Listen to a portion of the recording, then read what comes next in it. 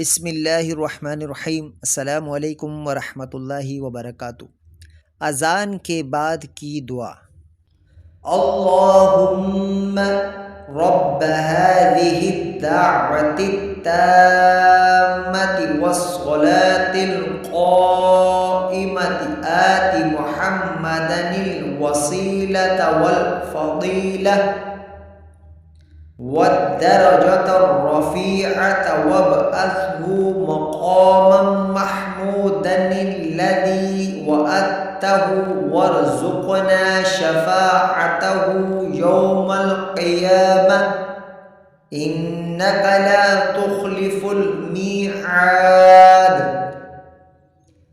اللهم رب هذه الدعوة التامة والصلاة القائمة آت محمدا الوسيلة والفضيلة والدرجة الرفيعة وابعثه مقاما محمودا الذي وعدته وارزقنا شفاعته يوم القيامة إنك لا تخلف الميعاد اللهم رب هذه الدعوة التامة والصلاة القائمة آت محمدا الوسيلة والفضيلة والدرجة الرفيعة وابعثه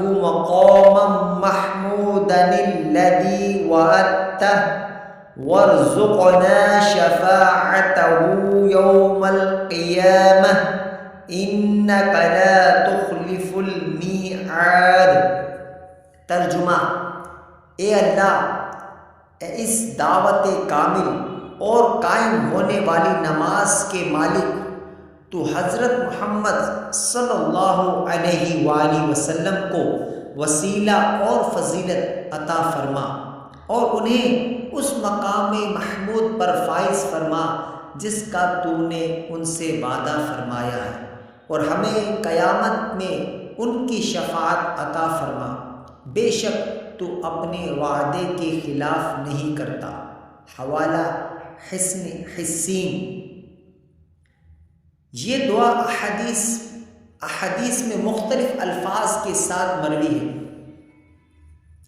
اذان کے بعد کی 4 دعائیں موجود ہیں۔ حوالہ صحیح مسلم شریف میں ہے کہ جب تم اذان سنو تو اس کے الفاظ دہراؤ، پھر مجھ پر درود بھیجو، پھر اللہ سے میرے لیے وسیلہ مانگو، پس جو میرے لیے وسیلہ مانگے گا اس کے لیے میری شفاعت لازم ہو جائے گی۔ سنن ابو داؤد میں ہے کہ آقا علیہ السلام نے فرمایا، جب اذان کا جواب دے لو تو دعا مانگو، قبول ہوگی۔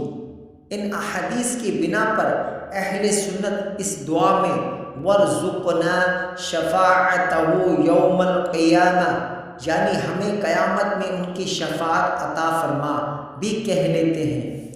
طلب شفاعت کی دعا حضرت ابن عباس رضی اللہ تعالیٰ عنہما سے مروی ہے، حدیث سے ثابت ہے۔ حوالہ مجموع الزوائد جلد 1 صفحہ 333۔